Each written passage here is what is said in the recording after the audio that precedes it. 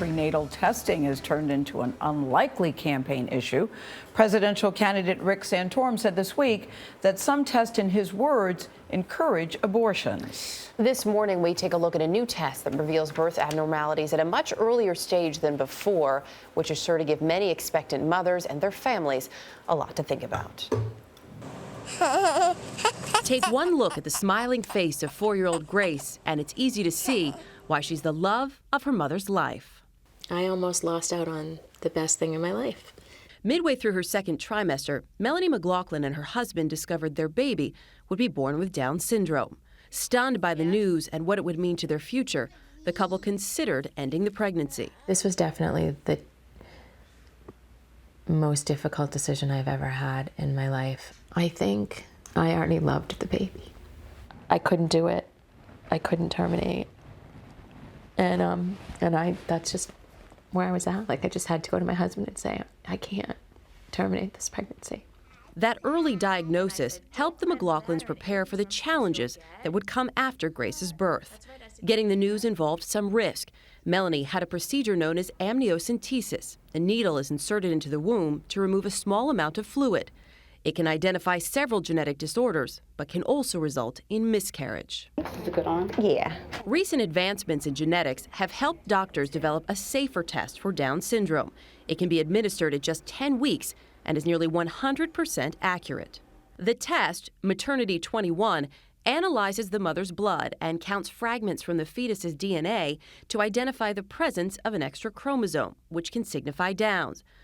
Nice job. According to Dr. Brian Scottco, a medical geneticist at Children's Hospital Boston, this is the beginning of a new era of prenatal screening. There is no risk to the fetus, a simple blood draw from your arm. This new test raises a provocative question of how much do we test for, and do we as a society draw the line?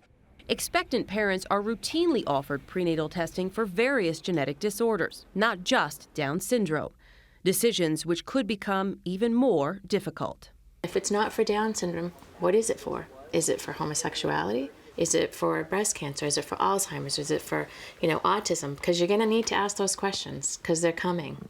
While the last 4 years have been anything but easy for the McLaughlins, they would never want to imagine life without Grace. Grace is amazing. Good. Grace is very cute, too. Dr. Paul Root Wolpe is director of the Center for Ethics at Emory University. He joins us now from Atlanta. Welcome, doctor. Good morning. Good morning. It's my understanding that unlike amniocentesis, the test that many of us are familiar with, this latest test allows you to do it so much earlier before the pregnancy is visible to others. So my question is, what's the impact, do you think, on that? Well, the fact that it's earlier simply means that mothers are going to be challenged with this decision earlier in their pregnancies.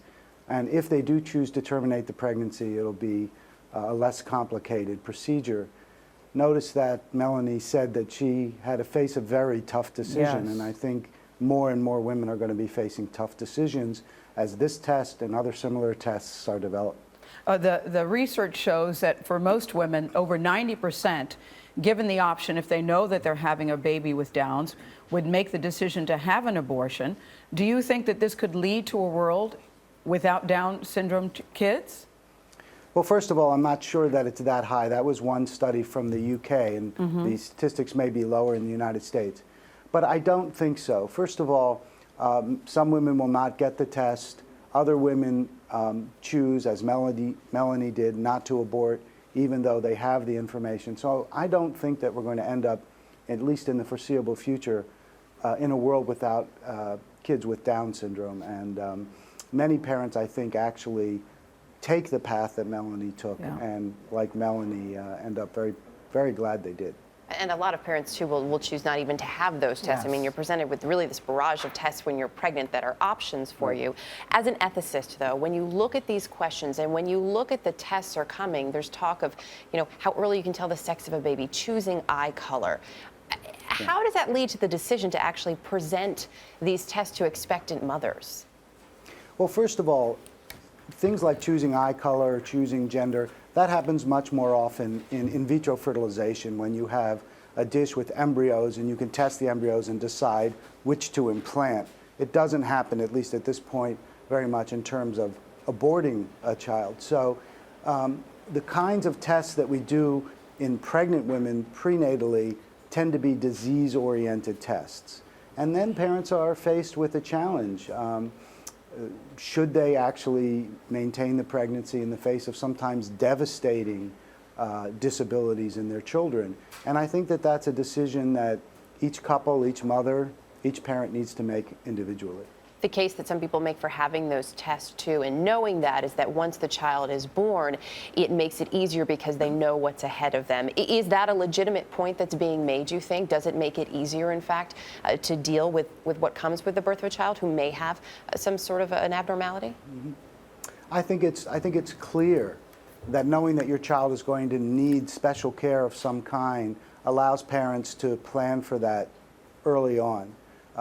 And in Down syndrome, the special care may not be particularly complex, but in some of these conditions, you may actually need to set up things like ventilators and other kinds of home care if you plan to take that child home. I always think, too, doctor, you really don't know what you're going to do until you're in the position. And I tell you, I have friends that have children with Down syndrome, and to a person, everybody says, it has enhanced my life for the better. I don't know anybody who has had a Down syndrome trial that has any regrets about that once the baby is born.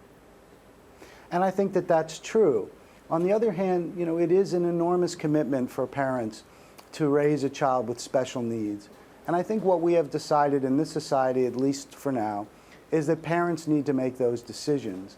And we can advocate for certain kinds of decisions. We can suggest that with particular kinds of conditions, parents need to think very carefully and long about how they want to handle it. But I think that the decision has to remain with the parents. As you point out, only a parent can make that decision, and you only know what it's like when you're in the moment.